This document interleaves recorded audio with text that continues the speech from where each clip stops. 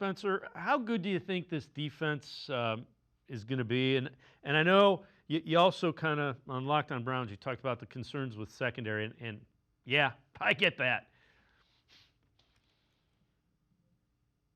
I think in general, the secondary is maybe the biggest concern. I take that back because linebacker, I actually was somebody who was saying early on in training camp that I thought linebacker was better than people were giving it credit for.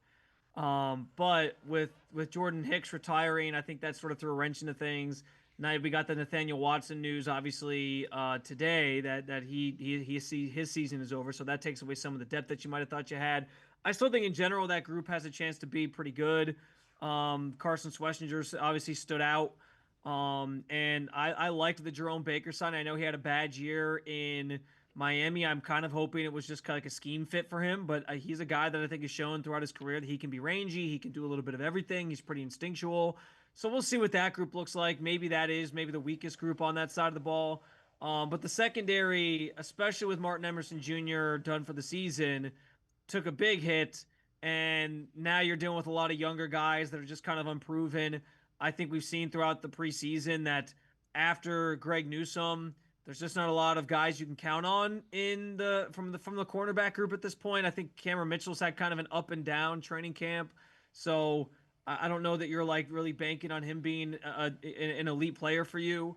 I also think like the Browns ultimately might keep five safeties just because if they're not using a nickel corner, they tend to put three safeties out there. And so they might just want an extra body in that group just to sort of make sure that they have some options and they're not just banking on like certain players or relying on certain players if they don't feel like they have enough. So the secondary is going to be interesting. I think the beauty of it is we know there's kind of this symbiotic relationship between the secondary and the defensive line. And when the defensive line is as good as the Browns, I think is going to be, they might not have to cover as long, and that maybe bails them out a little bit and masks some of the deficiencies they might have in terms of players on the back end of things.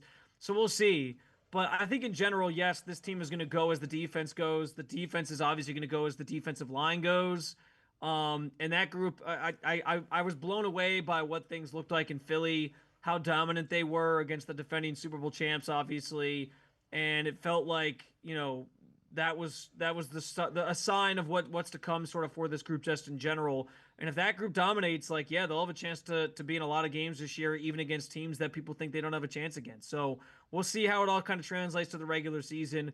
But certainly looking forward to watching that defensive line go to work. I honestly think it might be the best defensive line that Kevin Stefanski's had in his tenure here. And I say that understanding they've had some other good defensive ends opposite of Myles Garrett, but I don't know that the interior guys have been as good as sort of a duo as I think this group is going to be. And I think Alex Wright and Isaiah McGuire are sort of ready to step up into bigger roles, each of them, even if they're not, even if they're not Zadarius Smith level in terms of being like a sidekick to Myles Garrett. I think the sum of their parts is probably better than what we've seen under Kevin Stefanski to this point.